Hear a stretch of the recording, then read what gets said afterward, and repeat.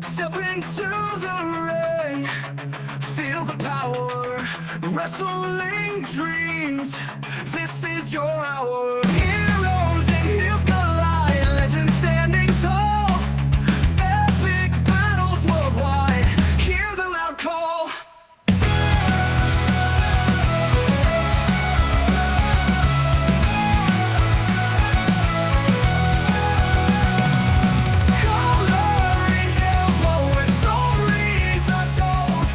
Let's dive into this one. And this is a deep dive I've been wanting to do for a while. Oh, yeah. Lex Luger, the total package. I mean, come on. This is a guy who was a main eventer in WCW and WWE. Right, right. During some of the most, electric times in wrestling history, too. You know? Think about it. For sure. But here's the thing that always gets me. Why isn't he in the WWE Hall of Fame? It's funny you say that, right? Because you look at his career, and on paper, it's, stacked.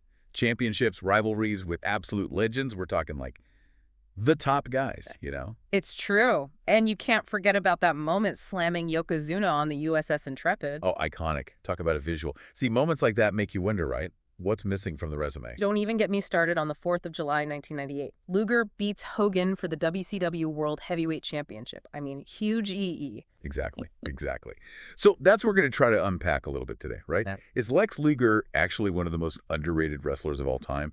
Was he a victim to circumstance, or did he lack that certain something, you know what I mean? That intangible it factor that turns a wrestler into a legend? Okay, so let's rewind a bit.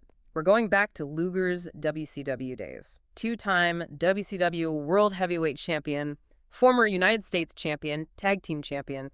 He did it all. You really did. It's funny, though. You talk to more casual fans, they think WCW, they think like the NWO, right? It's like that era kind of overshadows everything else, you know? Which is a shame, because you're right, Luger was there before the NWO was even a thought. So are you saying that Luger's WCW run, even if it's not as, flashy as the NWO, was still, super important for WCW? Crucial. Luger, Sting, those guys, Yeah. They were the foundation, right, what Yeah. the NWO was built upon. I mean, you don't get that kind of success without some groundwork laid first. Okay, so then how did he get overshadowed by the whole NWO thing? Well, think about it. You've got Hogan, Nash, Hall, Mm-hmm. these larger-than-life personalities who are just breaking the mold, Yeah. blurring the lines between, reality and kayfabe. It was captivating, chaotic, totally new. And Luger, he was what? The chiseled, all-American good guy. Yeah. That's pretty traditional wrestling, even if it is impressive. It's not exactly NWO, shocking and controversial stuff. Bingo. The NWO was a complete, paradigm shift. And Luger, even though he was a phenomenal athlete, believable champion, he didn't fit that rebellious, anti-establishment vibe they were going for. It's true. But you mentioned that Nitro moment earlier. July 4th, 1998, Luger beats Hogan clean for the title. That had to be absolutely massive for WCW. Massive. It was an earthquake. Think about it. Hogan's on this undefeated streak, right? Mm-hmm. And here comes Luger, packed house, millions watching at home, Yeah. dethrones the immortal one, just like that. Dude, I was watching. It was electric. But did they? Did WCW drop the ball after that? They didn't really capitalize on the momentum, did they? It's the million-dollar question, right? Yeah. Should they have ridden that wave, given Luger a longer run on top? It's one of those what-ifs that still gets debated today. Did they miss the chance to make him the guy? The next Hogan. Whoa, we're talking the face of the company. Hogan, right? Yeah. American hero, all that. That's a lot to live up to. Oh, absolutely. But you got to remember, this is the early 90s, right? Hogan's era in WWE is winding down. Right, he's heading over to WCW soon. Exactly. So McMahon, he needs a new guy, right? Someone who can be that patriotic powerhouse, someone the fans can get behind. Enter the Lex Express. Summer of 93. Man, the Lex Express, I remember that. Luger's crisscrossing the country. He's slamming Yokozuna on that aircraft carrier. They Yeah. went all out. They were going for it, full-on Hogan playbook. The problem was, Luger was no Hogan. He had that quiet intensity. Yeah, kind of stoic almost. Right. And that worked for him in WCW. But not so much as the all-smiling, waving the flag hero. You got it. Wrestling fans, they can tell. They can sense when something's not genuine. And the Lex Express, maybe it felt a little too manufactured. Too much hype, not enough heart. It's like they tried to force it, And it's a shame because Luger had the look, the in-ring skills. He could have been huge. Right. That torture rack was legit. Brutal. So, you think it was the wrong gimmick for him? Or were there other missteps along the way? I think it was a few things, really. Hmm. The storylines, they were all about America, yeah. But they didn't have the same depth as some of Hogan's feuds, you know? Right, right. And Luger, even if he was trying his best, he couldn't match that Hogan charisma, that connection with the audience. It just wasn't quite there. And that's the thing about wrestling, isn't it? It's not enough to have the look, the skills. You need that it factor. 100%. And that's what makes the Lex Express such a what if, you know? Mhm. What if they tweaked the character a bit, found different storylines? Maybe he could have reached that next level. Alternate wrestling timelines, man. Fun to think about. But we're getting ahead of ourselves. Luger goes back to WCW right in the middle of the Monday Night Wars. And this time, he's not trying to be Hogan anymore. And that's where things get really interesting.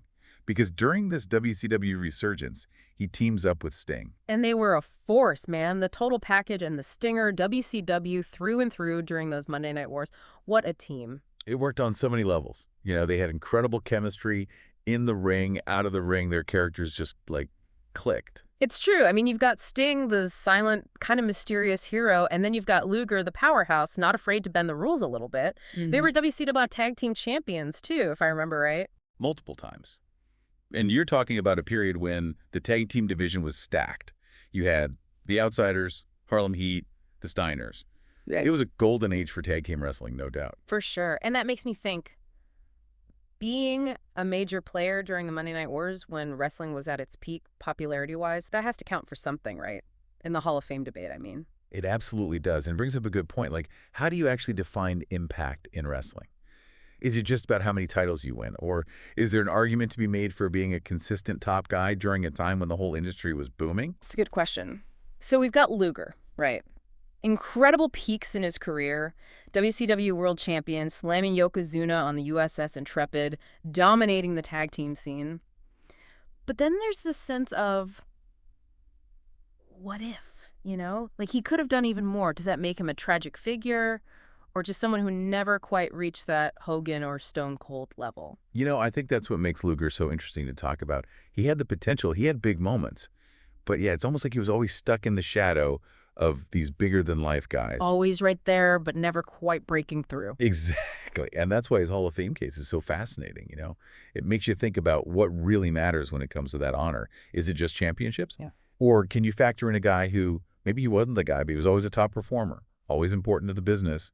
Right, and we haven't even touched on Luger's life after wrestling, you know? Coming back from that spinal stroke.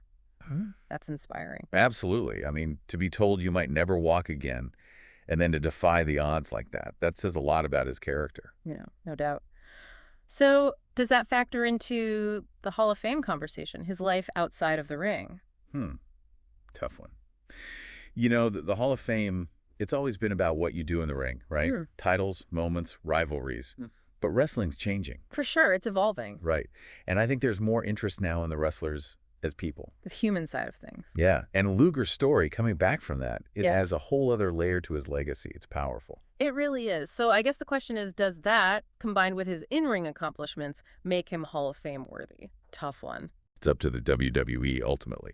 But look, whether he gets inducted or not, I think we can agree Lex Luger's story is one hell of a ride. It's ambition, it's perseverance. Yeah. It's a guy who, love him or hate him, you can't deny his impact on professional wrestling. He was the total package. So what do you think out there? Hall of Fame worthy?